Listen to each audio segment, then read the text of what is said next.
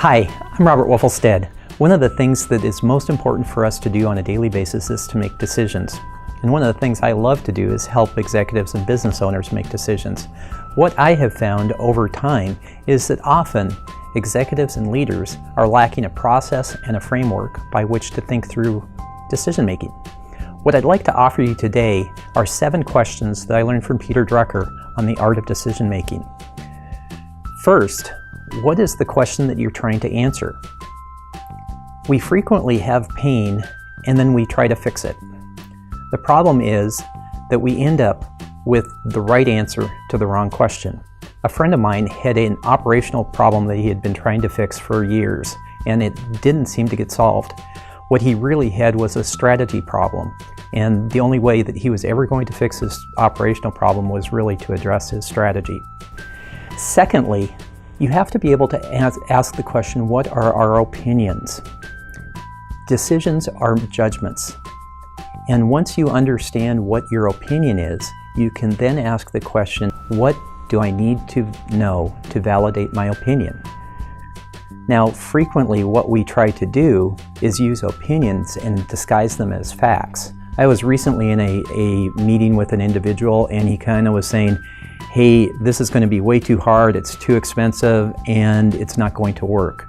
Well, I was able to say, wow, okay, neither one of us really can answer that question right now. Let's validate that. Once we went in to validate that, we were able to then say, okay, now we know the facts, and then we can make a better decision. Thirdly, do you have disagreement?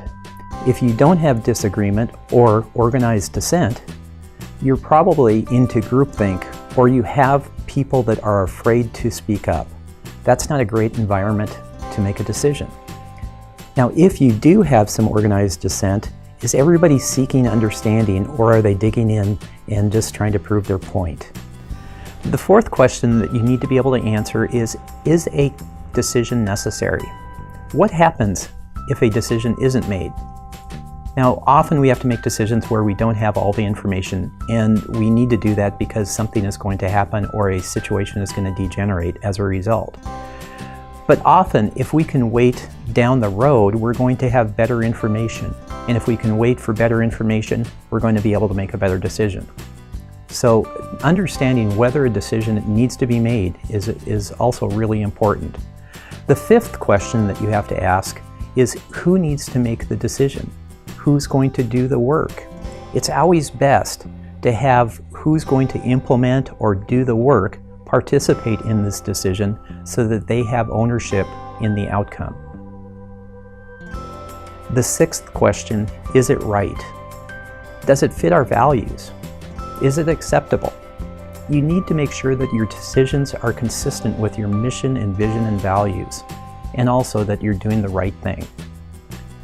Finally, and maybe the most important part of the decision, is what is the follow-up?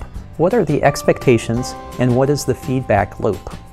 Most of the time we forget to do this, but without having that feedback loop, we don't know how effective our decision is, and we don't really get to learn how to make a better decision-making process moving forward.